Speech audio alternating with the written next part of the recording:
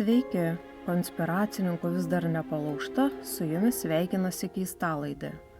Trumpai apžvelgiant praėjusio 3 epizodo atgarsius, kuriame aptariau, kodėl žmonės tiki sąmokslo teorijomis, galima daryti išvadą, jog nei vienas jų taip ir neperklausė podcast'o. Juokingiausia dalis buvo ta, jog buvau apkaltinta bendrininkavimu su Landsbergiais ir konservatoriais. Ir iš viso, tai jie man čia sumokėjo už šitą laidą. Norėčiau, kad tai būtų tiesa. Žodžiu, jeigu norite pasilinksminti, galite nueiti paskaityti komentarų į Keistalaidės Facebooką. Panašių atsiliepimų ir tikėjausi. O aš, nepriklausoma ir niekieno finansiškai neremiama, serviruoju jums 4 epizodą, kuriame aptarsiu lėktuvo katastrofą, kurios buvo galima lengvai išvengti. Statistiškai, aviacija turbūt yra vienas iš saugiausių būdų keliauti ir dažnai mes tikimės, jog pilotai, skraidinantis mus į įvairiausius pasaulio kampelius, elgiasi profesionaliai, atsakingai bei nedaro kvailų sprendimų. Bet žmogus toks padaras, kad kartais ima ir padaro taip, kaip nereikėtų daryti. Pilotams taikomi ypač aukšti standartai ir jais gali tapti ne bet kas. Kiek pati domiuosi aviacija, mane visada pribloškia tai, kiek neapsakomai daug pilotai turi žinoti. Kažkaip sakyčiau, net visai seksualu. Bet grįžtant prie temos, šiandien papasakosiu apie Aeroflot skrydį 593, kuris įvyko prieš 20 metų. Prie tragedijos, ko gero, privedė didžiulis pasididžiavimas savo darbu ir noras parodyti, koks žmogaus rankų sukurtas stebuklas yra ar tuo metu buvo Airbus A310. Vedinas šių, o gal kitų priežasčių, vienas iš pilotų atsivedė savo vaikus į lakūno kabiną ir leido jiems paskraidyti. Kokia buvo įvykių eiga ir kas vyko kabinoje, bus aptarta šiame epizode. O smalsiausiems ir netokiems jautriems į aprašymą įkelsiu nuorodą, kur galėsite paklausyti lemtingo garso įrašo, kuris ir atskleidė visą tiesą tyrimo metu. Taigi, prisisekite diržus, kylam į orą.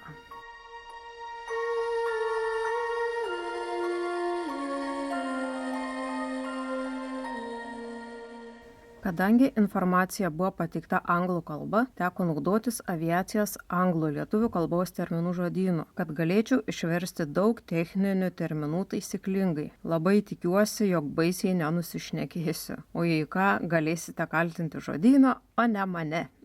Deja, savo draugų tarpe neturiu pilotų. O jeigu netyčia tarp klausytojų pasitaikys pilotų, jauskitės laisvi parašyti komentarą ir paaiškinti dalykus, kuriuos galimai netaip pateikiau versdama. Techniniai biurokratiniai vertimai yra mano silpnoji pusė.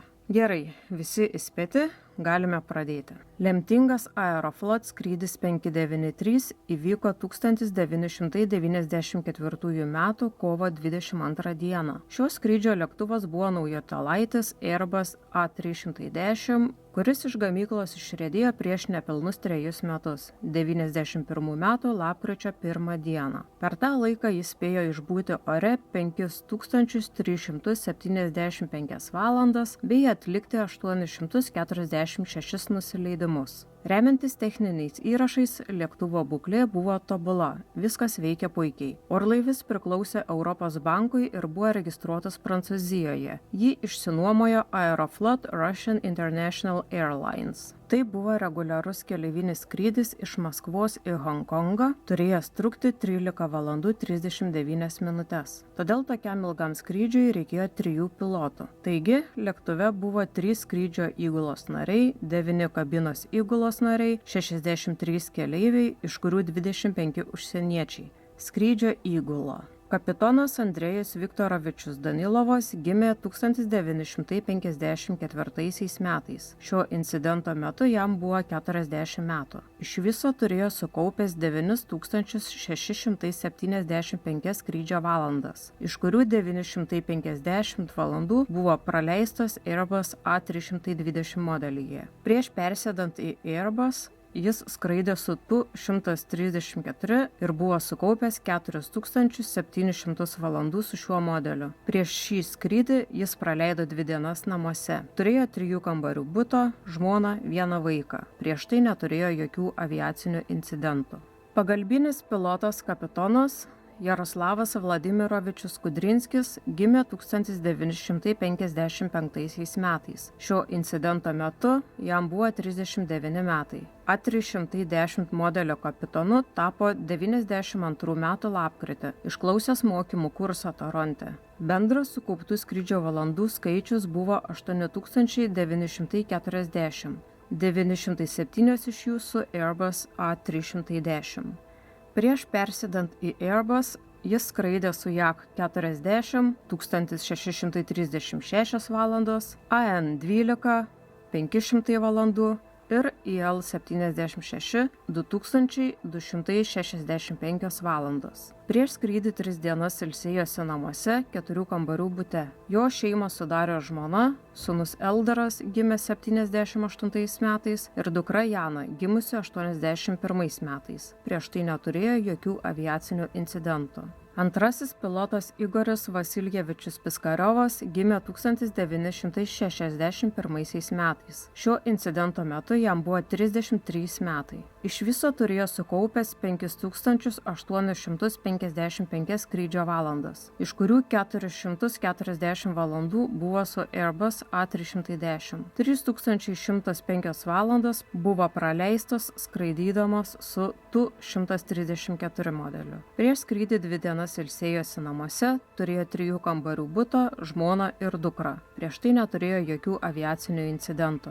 Iš skaičių tampa aišku, jog visi 3 pilotai buvo susirinkę dar gana nedaug skrydžio valandų su Airbus A310, kas bus vėliau įvardinta kaip viena priežasčių, kodėl įvyko tai, kas įvyko. Apskritai, tuo metu rusai dar tik pereidinėjo prie vakarietiškų orlaivių. Persikvalifikavimo kursai nebuvo itin stiprus. Be šio incidento žinau dar bent vieną, kur didelę įtaką turėjo vakarietiško orlaivio prastas išmanymas. Pasirengimą skrydžiui Šeremetjevo oro uoste prižiūrėjo kapitonas Danilovas. Įgula buvo apžiūrėta to paties oro uosto medicinos įstaigoje, dėl jų sveikatos būklės nesklandumų nekilo. Lėktuvas iš Šeremetjevo oro uosto pakilo 20:39 vietos laiku. Visur ir naudosiu šį laiką. Praėjus 39 minutėms po pakilimo, lėktuvas pasiekė 10 km aukštį. Aukštis bei kiti duomenys bus pateikti metrų sistemoje, kadangi Rusija viena iš nedaugelio šalių aviacijoje naudojanti metrus, o ne mylias. Orlaivis maždaug kitas 3 valandas tęsė maršrutą, nenukrypdamas nuo skrydžio plano 530 km per valandą greičiu. Kai buvo pradėtas kabinos garso įrašymas į magnetinę juostą, pagalbinis pilotas kapitonas Kudrinskis sėdėjo kairėje kėdėje, o antrasis pilotas Piskarevas buvo dešinėje. Tuo metu kapitonas Danilovas ilsėjosi keleivių salone. Vidurnaktį nuo 00:40 pilotų kabinoje atsirado Vladimiras Makarovas, tų pačių oro linijų pilotas, skridęs kaip keleivis, ir Kudrinskio vaikai, 13 metų Jana ir 15 metų Eldaras. Kudrinskis pakvietė savo dukrą Janą sėsti į kapitono sėdynę kairėje pusėje. Ateik ir atsisėsk dabar čia, mano vietoje, ar tu to norėtum?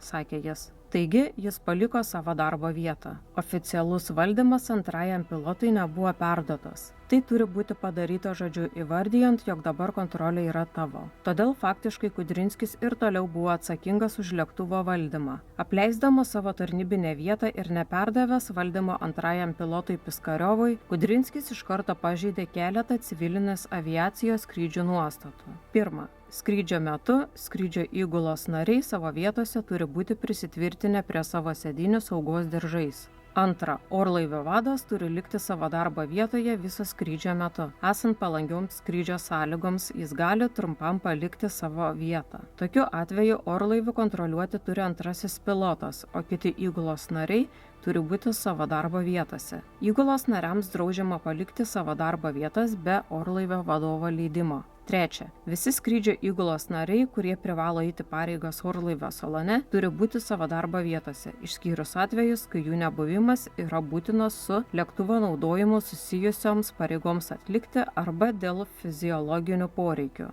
00:43 Jana atsisėdo į kairę sėdynę ir paprašė pakelti ją aukščiau. Jana, tėte, pakelk mane.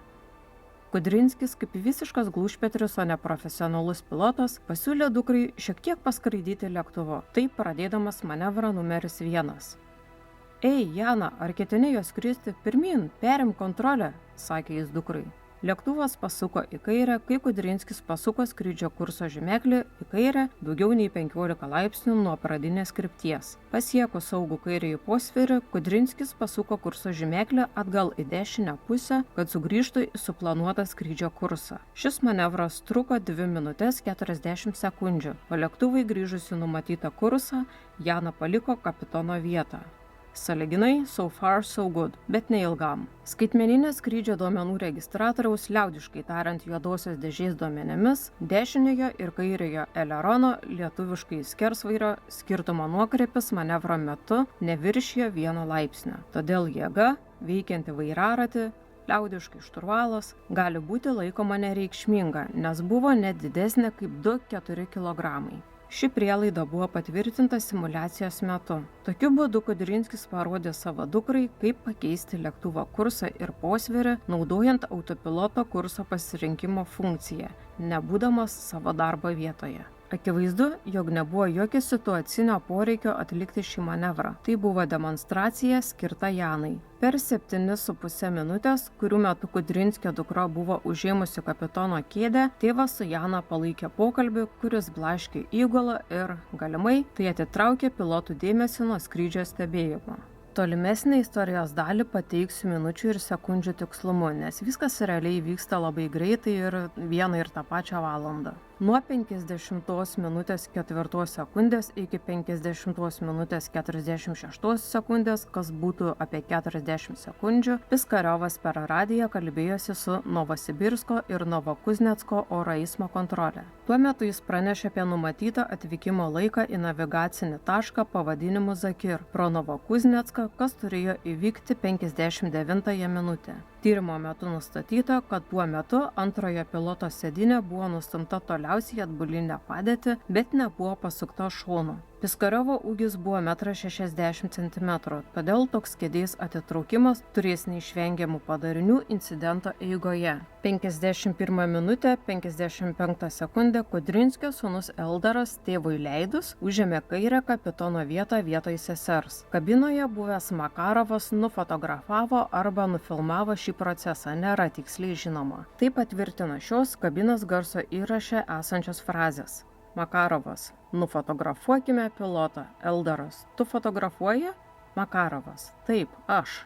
Įgijęs dar daugiau pasitikėjimo po triuko su Jana, Kudrinskis nusprendė parodyti savo sūnui, kaip skristi lėktuvu, naudodamas tą patį manevrą, kurį ką tik pademonstravo savo dukrai. 54 minutė 25 sekundė Eldaras paklausė, ar gali pasukti vairaratį ir gavo tėvo leidimą. Eldaras: ar galiu pasukti jį, vairaratį? Kudrinskis: taip. Mano nevalingai jau griežiasi dantis ir galva nori trankytis į sieną. Po trumpo paaiškinimo, kaip buvo valdomas lėktuvas, 54 minutės 40 sekundę tėvas ir sūnus pradėjo vykdyti manevrą numeris 2. Ta prasme, aš žinau, kuo viskas baigsis, bet kažkodėl vis dar tikiuosi, jog pabaiga bus kitokia. Kudrinskis atliko anksčiau aprašytą manevrą pagal tą patį scenarijų ir tą pačią seką, kaip ir demonstracijos Janai metu. Eldarui tėvo suteiktas leidimas įsikišti į orlaivio, kurį valdė autopilotos kontrolė, manevrą numerį 2 nuo pirmojo skyrė šie veiksmai. Prieš manevrą numeris 2 pradžią 54 minutės 35 sekundę buvo įrašytas Kudrinskio komentaras: gerai, stebėk žemę, kur ketini pasukti. Suk į kairę, pasuk į kairę. Faktiškai Kudrinskis leido lėktuvą valdyti neteisėtam ir nekvalifikuotam pašaliniam asmeniui, vaikui. Šis ir ankstesni Kudrinskio bei antrojo piloto Piskariovo sprendimai ir veiksmai parodė visiškai nerūpestingą ir neatsakingą skrydžių saugos nepaisimą, prastos drausmės ir akivaizdaus bendrųjų skrydžio taisyklių neišmanymą padarinį. Piskariovas turėjo stebėti instrumentus ir lėktuvo padėtį, tačiau jo dėmesys buvo kitur. O Eldaras toliau vykdė tėvo nurodymus ir 54 minutės 39 sekundę pasuko vairaratį į kairę ir laikė jį tokioje padėtyje 3 sekundės. Normaliai veikęs autopilotas į posvirio greitį reagavo dešinįjį eleroną, pakeldamas maždaug 1 laipsnį. Naudojama jėga kairiajame vairaratėje siekė apie 10 kg, o vėliau sumažėjo po to, kai Kudrinskis įjungė skrydžio kurso pasirinkimo subrėžimą ir pasuko rankenėlę, kad pasuktų lėktuvo į kairę pusę, nes autopiloto valdymo mechanizmas judino elerono jungtį tą pačią kryptimi kaip jėga, kurią taikė Eldaras. Nuo 54 minutės 58 sekundės autopilotas lėktuvo pasuko ir šis pasviro Kudrinskio nurodymu, nukreipdamas tik dešinįjį eleroną. Nuo 54 minutės 58 sekundės iki 55 minutės 35 sekundės kairysis eleronas buvo užblokuotas 1 laipsnio padėtyje, nes kairysis arba dešinysis vairaratis arba abu buvo laikomi 3-5 laipsniais į dešinę. 55 minutės 25 sekundę, kai jėga ant vairaračio, bendra jėga ant abiejų vairaračių padidėjo iki 11-13 kg, o kairiojo ir dešiniojo eleronų nuokrypio asimetrija pasiekė 3,2 laipsnius, rankinio valdymo funkcija įjungė sukimo momento ribojimo mechanizmą šoninėme valdymo kanale, ko pasekoje elerono pavaros mechanizmas išjungė sankabą, elektra neatjungus autopiloto. Lėktuvas neturi įspėjamųjų indikatorių, šviesos ar garsinių signalų, kurie informuotų pilotą, kad elerono pavaros mechanizmas buvo atjungtas. Tarp 54 minutės 39 ir 44 sekundės Eldaras padidino jėgą ir stipriau manipuliavo vairaračiu, stengdamasis pasukti orlaivį į kairę. Autopilotas, priešindamasis kišimuisi į orlaivio valdymą, nukreipė dešinįjį eleroną, kad atremtų Eldaro didinamą posūkį. 54 minutės 44 sekundę Kudrinskis autopilote aktyvavo skrydžio kurso pasirinkimo subrėžimą ir pasuko kurso pasirinkimo rankenėlę į kairę, kurio reikšmė buvo daugiau nei 15 laipsnių nuo pradinio 105 laipsnių kurso. Autopilotas nukreipė eleronus 4 laipsniais, o kairysis posviris pasiekė 21,5 laipsnius. 54 minutės 52 sekundę, kai kairysis pokrypis buvo 17-19 laipsnių, Kudrinskis pasuko skrydžio kurso rankenėlę į dešinę pusę, kad sugrįžtų į planuotą kursą, kurio pradinė kryptis buvo 105 laipsniai. Autopilotas atsakė į šią komandą, nukreipdamas eleronus, kad sumažintų kairįjį posvirį. 54 minutės 58 sekundę dešinysis eleronas, eidamas per neutralią padėtį, toliau sklandžiai judėjo, valdomas autopiloto, kad paskatintų pokrypį į dešinę.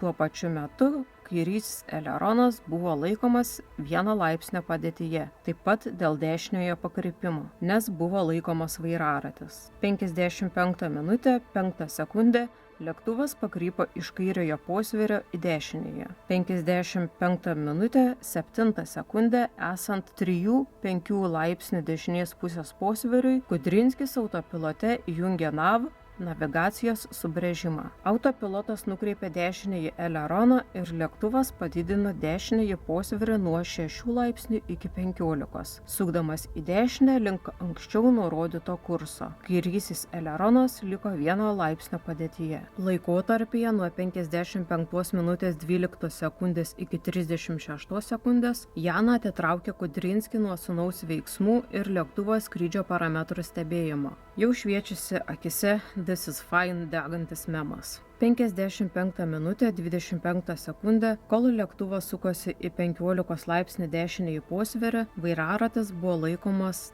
3-5 laipsnius į dešinę pusę, o autopilotas tuo metu bandė sumažinti posvirį, kad sugrįžtų į nustatytą kursą. Naudojama jėga vairaračiui išaugo iki 11-13 kg. Elerono nukrypimo asimetrija padidėjo iki 3,2 laipsnių, ko pasekoje tinkamai veikiantis autopilotas buvo netyčia atjungtas nuo posvirio kontrolės sistemos be jokių indikacijų iš prietaiso. Jeigu Eldaras nebūtų naudojęs tiek daug jėgos, tai autopilotas nebūtų atsijungęs. Kairysis eleronas galėjo sustoti nukreiptoje padėtyje dėl vienos iš šių priežasčių. Eldaras buvo suėmęs kairįjį vairaratį, antrasis pilotas Piskariovas buvo suėmęs dešinįjį vairaratį, abu vairaračiai buvo suimti, kairysis Eldaro, dešinysis Piskariovo. Kairiojo elerono jungties užstrigimas, tačiau eleronų nuokrypio įrašai po 55 minutės 36 sekundės liudija, kad šio skrydžio metu elerono jungtis nebuvo užstrigusi. Eldaras, neturėdamas skrydžio patirties, net teoriškai negalėjo susijęti jėgos pokyčio vairaratyje su tuo metu vykstančiais procesais lėktuvo šoninėje valdymo sistemoje. Jis ne tik negalėjo nustatyti, kad autopilotas pats išsijungė, jis net negalėjo žinoti apie tokią galimybę. Jei patyręs pilotas Piskariovas būtų vienintelis turėjęs kontrolę savo rankose, jis nebūtų galėjęs nepajusti, kaip atsijungia autopilotas. Kaip buvo valdomi abu vairaračiai, jėgos galėjo būti paskirstytos tarp jų taip, kad antrasis pilotas nesugebėtų aptikti atsijungimo momentą, nes jėgos pasikeitimą jis galėjo priskirti tam tikram Eldaro veiksmui. Dar vienas fun fact apie vairaračius ir vairalazdės: jei abu pilotai tuo pačiu metu kontroliuoja jas, kompas jų jėgas išlygina, kad nei vienas, nei kitas nebūtų dominuojanti jėga. Šiomis dienomis apie tokį dalyką įspėja garsinis pranešimas Dual Input, kas leidžia pilotams žinoti, jog du žmonės bando valdyti lėktuvą vienu metu. Šio skrydžio metu tokio įspėjimo dar nebuvo. Toliau išvardinti galimi veiksmai gali paaiškinti, kodėl pilotai nepastebėjo, jog autopilotas buvo atjungtas. Pilotai nežinojo, kaip veikia sankabos išjungimo mechanizmas ir ką tokiu atveju daryti, nes skrydžio įgulos mokymo programuose trūko atitinkamų praktinių mokymų. Antrajam pilotui buvo sunku pajusti autopiloto išsijungimą arba dėl mažų jėgų veikiančių jo vairalazdę, arba dėl to, kad jėgos pokyčius jis priskyrė Eldaro veiksmams. Prietaisai nerodo įspėjimo apie išsijungimą. Bei Kudrinskiui iš tuometinės vairaračio padėties vizualiai aptikti atsijungimo buvo neįmanoma, nes tuo metu vairaračiai buvo laikomi beveik neutralioje padėtyje. 55 minutė 28 sekundė atsijungus autopilotui vairaračiai buvo vos pasukti į dešinę pusę, dėl ko dešinysis posviris pradėjo didėti, o Kudrinskis ar Piskariovas to nepastebėjo. Turėkime omenyje, kad viskas vyko naktį, todėl tamsoje nesuprasi, kas vyksta, nieko nematai aplink. 55 minutės 36 sekundė lėktuvas buvo 20 laipsnių dešiniajame posviryje ir vis krypo į dešinę. Padidėjęs kampinis greitis buvo žemiau slenksčio, kada būtų galima jį pajausti, tai yra aptikti be instrumentų pagalbos. Ir nebuvo pastebėtas nei vieno žmogaus kabinoje.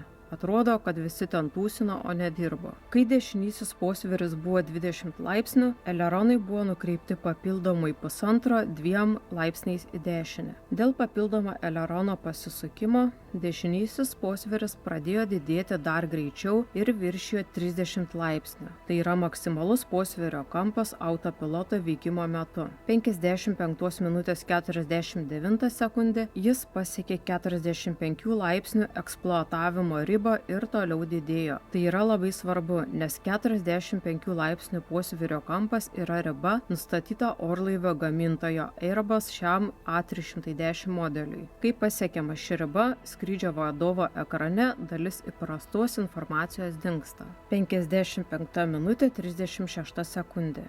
Ironiška, bet kapitono kėdėje sėdintis Eldaras buvo pirmasis, kuris pastebėjo kažką, ko jis nesuprato. Ir tai patraukė tėvo dėmesį, kuris buvo užsiėmęs su Jana. Eldaras: kodėl jis sukasi? Kudrinskis: pats sukasi? Eldaras: taip.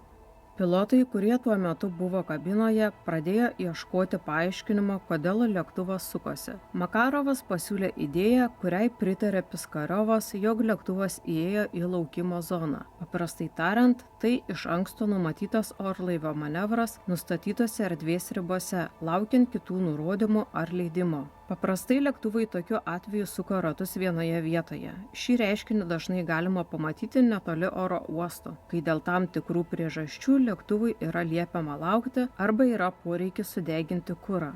Makarovas: vyrukai, jis suka į zoną. Piskariovas: mes pasiekėme zoną, laukimo zoną. Kudrinskis: tikrai? Piskariovas: žinoma. Aš irgi norėčiau turėti tiek pasitikėjimo savimi, kiek jo turėjo Piskariovas kiam 9 sekundę atsakydamas žinoma. Toks mąstymas, jog jie įskrido į laukimo zoną, gali būti paremtas dviejomis priežastimis. Pirma, Makarovas identifikavo lėktuvo pasvirimą kaip laukimo manevrą, nors navigacijos ekrane tokios informacijos nebuvo. Piskariovas ir Kudrinskis priėmė Makarovo pasiūlymą kaip teisingą. Antra, navigacijos ekranas galėjo netikėtai sukurti naują klaidingą kurso liniją lanko arba apskritimo pavidalu, o Piskariovas tai interpretavo kaip laukimo zoną. 55 minutės 52 sekundę posvirio kampas buvo pasiekęs 50 laipsnių. Tačiau nei laikinasis kapitonas, nei antrasis pilotas nereagavo į padidėjusią posvirį. Didėjant posviriui, autopilotas naudojo traukos automatą, kuris buvo įjungtas, kad stabilizuotų aukštį ir oro greitį, padidindamas atakos kampą į vertikalią apkrovą. Tačiau pasiekus 45 laipsnių kampą, autopilotas nebegalėjo tinkamai atlikti aukščio palaikymo funkcijos ir lėktuvas pradėjo leisti žemyn. Traukos automatas – tai sistema leidžianti pilotui valdyti orlaivio variklių galios nustatymą, nurodant norimą skrydžio charakteristiką, o ne rankiniu būdu valdant degalų srautą. Esant didesniam posvirio kampui nei 50 laipsnių, atakos kampui nei 4,5 laipsnio ir vertikalios apkrovos koeficientui pasiekus 1,6 g, lėktuvas ėmė mėtytis. Juodojoje dėžėje užfiksuoti aukšto dažnio šoninio ir vertikaliojo pagreičio svyravimai, kuriuos sukelia sparne sukeltos smukos sąlygos, pasiekus didesnius atakos kampus. Aviacijos žodyne pateikiama žodis smuka turbūt daugeliu jūsų nieko nesako, bet iš esmės tai reiškia, jog lėktuvas prarado greitį ir nustojo skristi. Žodžiu, lėktuvui besiblaškant per porą sekundžių atakos kampas padidėjo dvigubai. 55 minutės 50 sekundę, greičiausiai kai vertikalios apkrovos koeficientas viršijo 1,4 g, o didėjimo greitis peržengė slenkstį, nuo kurio suvokiamas pagreitis 0,04 g per sekundę, Makarovas sureagavo: "Ei, vyrukai!" O kai prasidėjo mėtymasis, taip pat prisijungė ir Kudrinskis: Laikyk vairaratį, laikyk." Šis orlaivis neturėjo jokių aiškių įspėjamųjų signalų, jog viršytas saugus posvirio kampas. Priežastis, kodėl pilotai nepastebėjo šio veiksmo, gali būti kelios. Pirma, tuo metu jie buvo susikoncentravę į priežastį, kodėl lėktuvas nukrypo nuo kurso. Antra, Kudrinskis stovėjo už kairiosios kėdės ir galėjo nematyti padėties erdvėje indikatoriaus, nes šį galėjo uždengti vairaratis. Trečia, pilotai buvo kabutėse atsijungę nuo paties skridimo ir atsitraukė nuo orlaivio padėties erdvėje stebėjimo, ko pasekoje prarado situacijos suvokimą. Ketvirta, Kudrinskio įsakymas laikyti vairaratį Eldaro galėjo būti suprastas pažodžiui. Jis tą ir darė, laikė jį beveik neutralioje pozicijoje, nors tėvo įsakymas iš tikrųjų reiškia atremti posvirį, ką teisingai ir suvokė antrasis pilotas Piskariovas, ką patvirtino jo tolimesni veiksmai. 55 minutės 54 sekundę, kai dešinysis posviris buvo 63 laipsniai, buvo užfiksuotas stiprus dešiniojo elerono nuokrypis žemyn iki 14 laipsnių. Dešinysis vairaratis pajudėjo atremdamas polinkį, o kairysis vairaratis buvo sugriebtas 3-4 sekundės. Kadangi kairysis vairaratis buvo beveik neutralioje padėtyje, kairysis eleronas nejudėjo, kaip ir 3 iš 5 kairiojo sparno spoilerių. Padidėjęs atakos kampas ir kairiojo elerono bei kai kurių spoilerių nesugebėjimas nukreipti sumažėjusi šoninio valdymo efektyvumą, visą situaciją pasuko taip, jog tapo neįmanoma sumažinti dešiniojo posvirio. Apskritai, veiksmai, kurių buvo imtasi atremti posvirį, buvo pradėti daryti per vėlai, o tolimesni antrojo piloto veiksmai tik parodė, jog jis nesugebėjo suprasti, kodėl lėktuvas į jo veiksmus reagavo taip lėtai. Per kitas 21 sekundės Kudrinskis ir Makarovas pailiui įsakinėjo: "Kita kryptimi, pasuk į kairę, kairę." Komandos iš Piskariovo per tą patį laiko intervalą buvo tokios: "Kita kryptimi, atgal." Greičiausiai buvo nukreipti į Eldarą, kuris, vykdydamas Kudrinskio ir Makarovo nurodymus, manipuliavo kairiuoju vairaračiu ir taip trukdė Piskariovui pilotuoti orlaivį. Kaip minėjau anksčiau, Piskariovo ūgis buvo 1,60 cm. Kadangi jo kėdė buvo atstumta atgal beveik iki pačio galo, o kūnas pritvirtintas saugos diržais, jo pozicija apribojo galimybę valdyti lėktuvą dėl padidėjusių gravitacinių jėgų, kurios jį prispaudė prie kėdės. Tarp 55 minutės 58 sekundės ir 56 minutės 11 sekundės kabinoje skambėjo šie įspėjamieji pranešimai: aukščio neatitikimas 2 kart, smukos įspėjimas ir autopilotas išjungtas. Kadangi įspėjimai apie aukščio praradimą ir autopiloto išjungimą turėjo didesnį prioritetą, jie išjungė smukos įspėjimą, todėl pastarasis nuskambėjo praėjus tik 5 sekundėms po aktyvavimo slenksčio ir buvo girdimas tik 4 sekundės. Be to, esamomis sąlygomis mėtymasis buvo geriausias požymis, kad buvo pasiektas didelis atakos kampas. Aš negaliu nuspręsti, ar angliškas terminas buffeting, kas žodyne verčiama į blaškytis mėtytis, yra stick shaker funkcija, kai vairaratis ar vairalaizdė ima drebėti, įspėdami apie artėjančią smuką. Ar tai kažkas kito? Garsiai pamačiau, bet nežinau, kiek tiesos mano spėjime. Reikia turėti omenyje, kad visi šie įspėjamieji signalai taip pat blaško dėmesį. Todėl susikaupti ir taip situacinį suvokimą praradusiems pilotams turėjo būti dar sunkiau. Tarp 56 minutės 4 ir 18 sekundės galima manyti, jog pilotai prarado šoninę erdvinę orientaciją. Tuo metu posvirio kampas buvo apie 80-90 laipsnių į dešinę. Orlaivis smygo apačion, o greitis dar labiau padidėjo, kai vertikalios apkrovos koeficientas pasiekė apie 2G. Atsijungus autopilotui aktyvavosi aukšto atakos kampo saugos sistema, kuri atliko keletą veiksmų, bandančių stabilizuoti padėtį. Dalinai šios automatinės sistemos, antrojo piloto ir galbūt Eldaro veiksmai lėmė tai, kad atakos kampas buvo sumažintas iki 7 laipsnių, vidutinis nusileidimo greitis padidėjo iki 200 metrų per sekundę, taip pat padidėjo vertikalios apkrovos koeficientas, o greitis viršė didžiausias leistinas ribas. Pasigirdo įspėjimai apie greičio viršymą overspeed. Tuo pačiu metu varikliai veikė esant dideliai traukai, kurią palaikė traukos automatas. 56 minutės 18 sekundę Piskariovas rėkė: į kairę, ten žemė! Tuo metu lėktuvo greitis dar labiau padidėjo ir į apačią smigdamas 56 minutės 28-29 sekundę jis pasiekė 740 km/h greitį. Vertikalus pagreitis pasiekė 4,6–4,7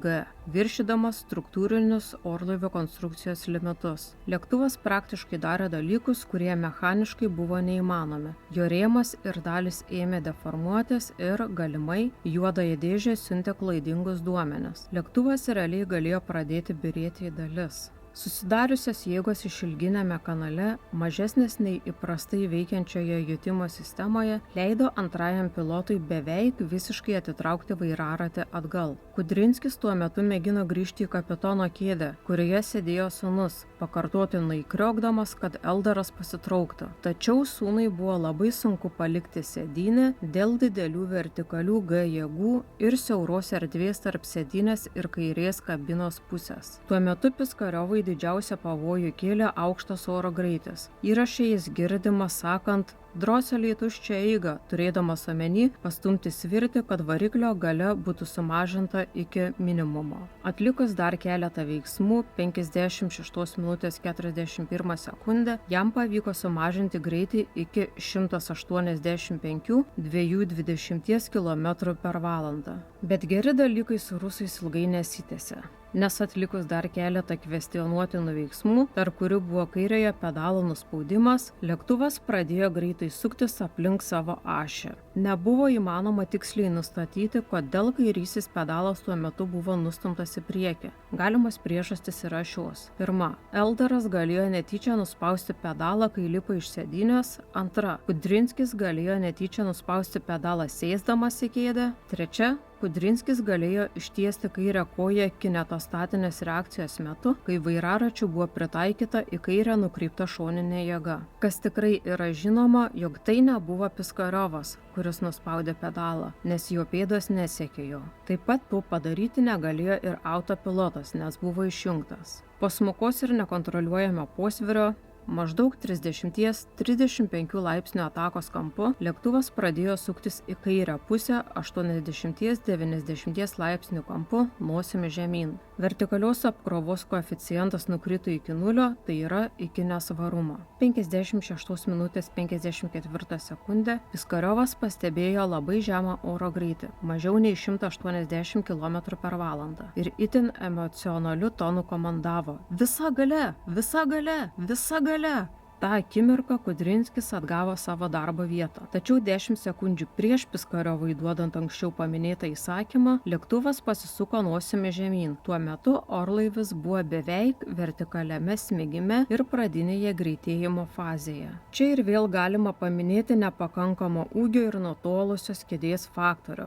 Tik šį kartą Kudrinskio. Jo ūgis buvo 1,70 cm, o jo kėdė, kaip ir Piskariovo, buvo atstumta atbulai beveik iki galo. Trukdė jam normaliai valdyti lėktuvą, nors ir buvo 10 cm aukštesnis už antrąjį pilotą. 57 minutės 11 sekundę oro greitis pasiekė 370 km/h. Sukimasis sulėtėjo, polinkio kampas sumažėjo. Yra pagrindo manyti, kad jei aukščio vairas, elevator angliškai, būtų nukreiptas net į neutralią padėtį, lėktuvas būtų tapęs valdomas. Tačiau aukščio vairas buvo nukreiptas iki pačio galo, todėl lėktuvo nosis pakilo ir prarado greitį. 57 minutės 47–48 sekundėmis su kairės posvirio kampu ties 15–20 laipsnių ir polinkio kampu ties -20 laipsnio, visiškai nukreiptais prieš sukimusi kryptį, o aukščio vairu nukreiptų beveik visa nosimi aukštyn, bei po pėdos smūgio prieš sukimusi kryptį, lėktuvas vėl paniro į sukimasi padidintų kampiniu greičiu. Kintantis pedalo paspaudimai rodo, kad Kudrinskis per itin trumpą likusį laiką bandė rasti būdą sustabdyti sukimasi ir 57 minutės 56 sekundę lėktuvas nustojo suktis. Tačiau greitis vėl siekė daugiau nei 370 km/h.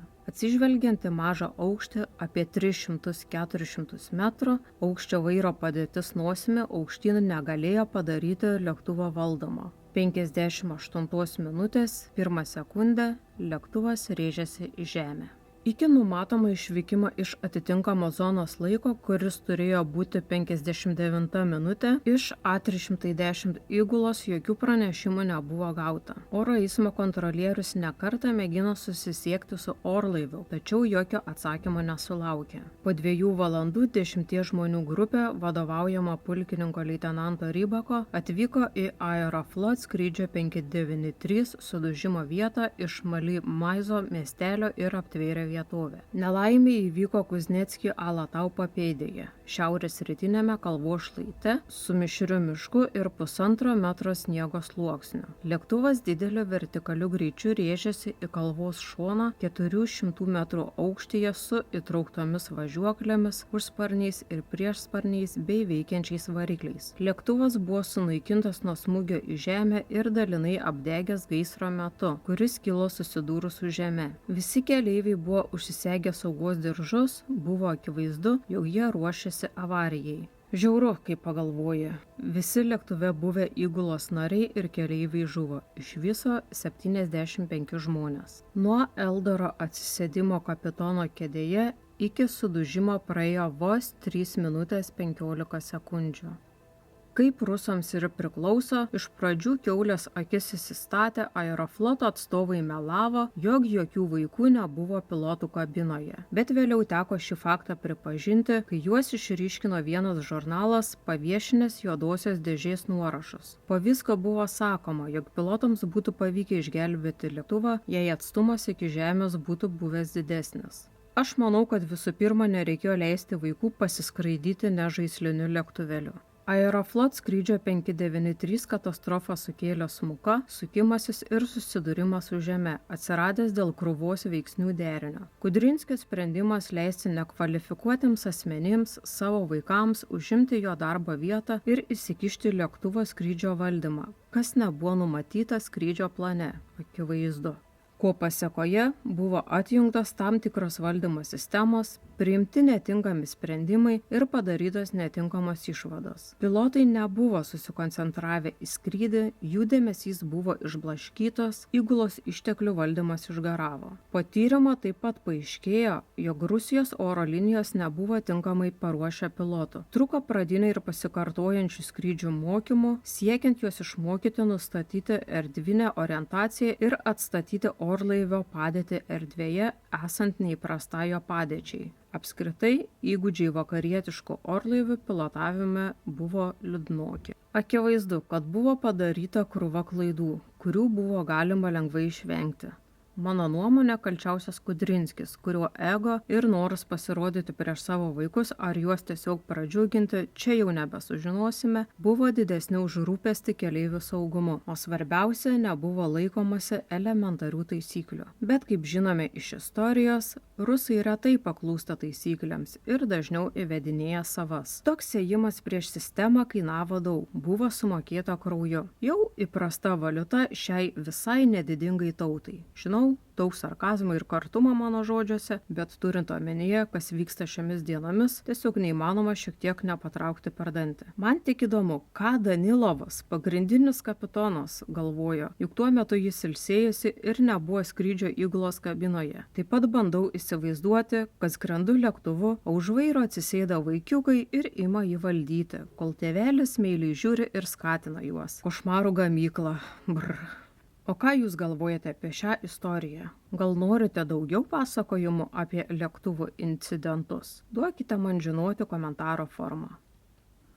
Tai ką, ačiū, kad išklausėte iki galo. Tikiuosi, per daug nesutraumavau ir skraidyti lėktuvais nenustosite. Aš dažnai lėktuvų katastrofų video pažiūriu prieš skrydį, šiek tiek mazochistiško turbūt. Nepamirškite paspausti širdelės, pakomentuoti ar pasidalinti epizodu su bičiuliais. Keistalaidę rasite Spotify, YouTube, Instagrame, Facebook'e ir TikTok'e. O paremti mano darbą finansiškai ir tai pamotyvuoti galite per Contribui. Ačiū, kad klausėte ir susigirdėsime po 2 savaičių. Iki!